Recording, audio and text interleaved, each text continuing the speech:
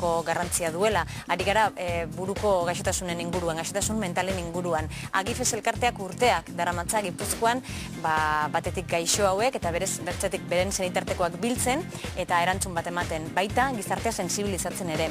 Eta orain kanpaina berezi bat jarri dute martxan, dokumentalak egiten ari dira eta kanpaina horren berri emateko eta elkartean egiten duten lanaren inguruko informazioa emateko hemen bertako bi bazkide ditugu, Jeronimo Beratarbide eta Erramun Beltza, eta ongi etorria ginen diegu.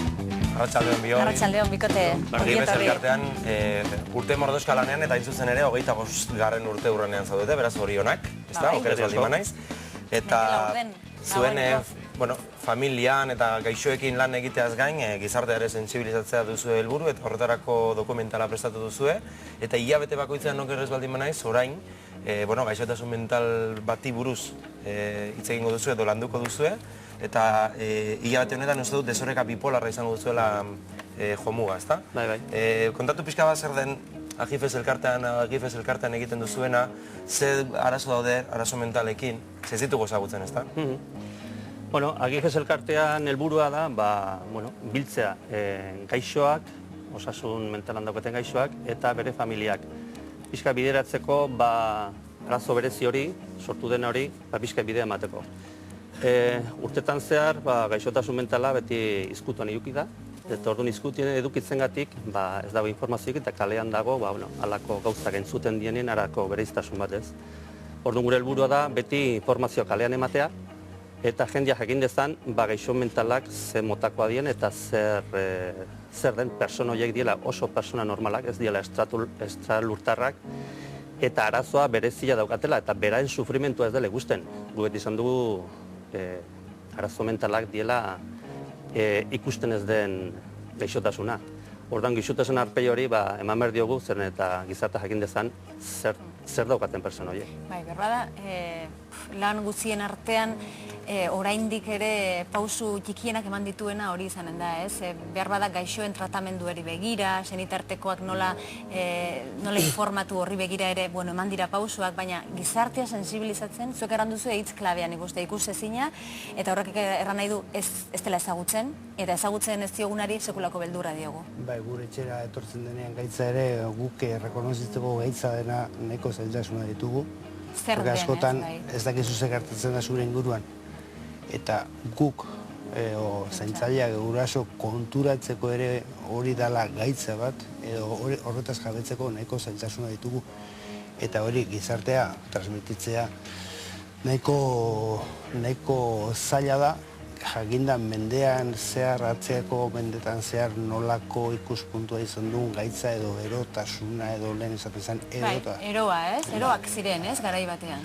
Bai, garai batean eroa ziren, eta garai batean eroentzako bat zegoen dutxa hotzak eta makila. Eta gaur egun guk edo badukagu beste baliabide batzuk, botikan munduan baliabide batzuk, eta baina hori da izango zen hanka bat.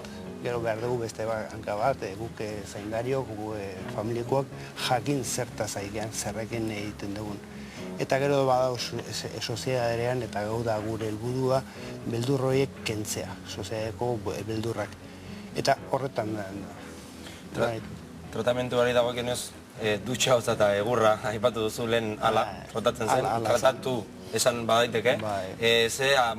Argi dago aldeak egon direla ezakin zertan antzeman duzuen zuek, alderiko onena da, ze oraindik ere medikuek ez dakite oso ondo, psikiatrek ere ez dakite oso ondo, nondik jo, segun eta ze gaixotasun denez, baina aldea egongo zen, zalantzari gabe, zertan nabaritu duzu zuek, gertutik bizi izan duzuenok? Hombre, arazo mentala ez da oso erraza jakitea zertan nondik datorren. Arazo fisikoa badaukaztu nondagon zauria edo, eta ura sendatzea potentzia. Mi arazo mentala askotan personan izaera, personan bizitza asko esan nahi du. Orduan, nik pentsatzen psikiatrak ere bere jakindura jarri behar dutela eta tratamentuakin pixkat horrekatu behar dutela personari errealitate barrura etortzea. Joan dela 25 urte botikak ziren oso gorrak, bigarren efektua zeukaten ikaragarriak, eta orduan, gaixoak ez zuen hartu nahi. Joan adibidez, botiko horiek, askoze eramangarri horiera eta beharra daukate. Horren alboan dago beste gauza asko egin beharrak. Persona hori atera bere inguru hortatik, bere auzoan integratu behar da, eta hortarako bere habilidadeak berreskuratu berdia eta lan asko dago. Adibidez, etxian beti da protezionismo bat, gaixoa bat dagoenekin. Orduan hemen eta gehiago. Orduan, beti jasan dute amak gehina kargori. Orduan, jakitea zer daukan eta ze pauso eman berdien, traturi mateko, persona bezala errespetu bat eman bertzaio hoiei, naiz etxian eta naiz kalean. Miro lehen da bizi etxina, hasi berda. Gaixo kronikoak dira? Hau da, beti botika behar dute, ala botikari gabe edo beste bide batzuteatik izena daitezke edo?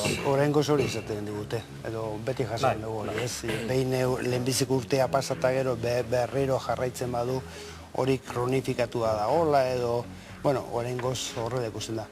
Baina, nik uste beste naiz eta zu gaitza bat izan eta beti botikak hartu, botikak ez da. Botika da mundu honetako parte txiki bat. Gero dago gure harremana beraiekin, gero sozialen harremana eta lanaren importantzia handia. Porque beraiek ikusten duten mundua eta guk ikusten duten mundua zeharo desberdina da. Guk ezin dugu ura saiatu ulertzen, porque ezin eskoa da ulertzea eromena bea. Ez?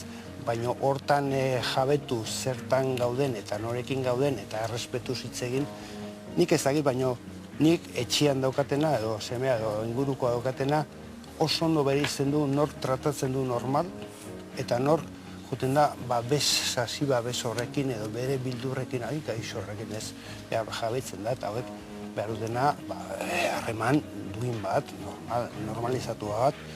Eta guke lana egiten dugu beraiekin, eta ez dira beste munduko gauza bat, ez da persona gure inguruan bizi dena, baina beste modu batea ikusten dutela bizitza, besterik gabe. Bai, bizitza normala egin dezakete. Bai. Hori erran behar da, hori garbi erran behar da, zematen du, buruko gaitza duena apartatu egin behar dela gizartetik eta ezin duela, ez. Asko erakusten digu, gaixo mentaldun pertsonate asko erakusten digu. Ramonek esan du bezala, kronizidade hori, depende zen mailatakoa da. Personak asko galtzen du krisialdia dagonean. Krisialdia iriste da gogorrena, zeren eta hori da, persomati bihotzeko ematen zaionin, lehendabizik bihotzekoak, bihotz hori ikutua uzten du. Orduan buruare krisialdia tokatzen zaionean, ikutua galditzen da. Orduan eta krisialdi gehiago, orduan eta atzerapen gehiago. Eta nola aurre egin krisi hori egiten alda, Jeronimo? Bai. Guk izagutu, da gaina guri erakutsi dugu gaixoak, hori erakutsi digute ere profesionalak zer pauso eman berdian. Gaixo bat krisialdia erortzeko, bere egunak dauzka. Eta zuk izagutzen duzu, pertsonari adibidez, lo ez du londo eskaintzatzen, ez du londo jaten, urduritasun gehiago daukala, zigarro erretzen baldin badu, erretzen dula bate beste atzian. Hori dea pausoak krisialdia datorrena. Orduan guk beti eskatu duguna izan du da, hori datorrenean, hori erantzun eman dira, eta behin ez dugu izan du. Erantzun izan du da, krisialdia datorrenean, baina beste gauza da. Ni gaixo nagonean, urgentzidera joten naiz, mediko etortzen da, atentzen dut, ekitxo. Hauek, krisialdia daukatenean, ambulantzia tertzainak. Zergatik, bere gaixotasunago, bere arazoa daukaten hori ez dut ulertzen, eta hori da, defensa bezala residioa eta azaltzen zaie. Orduan, bere kabuz nolez dien joten, ambulantziok esate dut daizu, bere kabuz ez badu nahi joan, ezin dugu, hori obligatu behar da. Orduan, askotan jokatu behar dugu zeren eta bere osasuna dago joku bat. Orduan, lagundu imertzaio milio, erabaki gorri. Gaixotasun guztia bezala, prebentzia da orduan gakoa, krisialdi horretara ez iristea, eta behar bada ere, beranduegi izan gabe, etxean, olako pertsona bat, baldin badukagu, atzematea, alik eta lasterren zerbait duela, ez?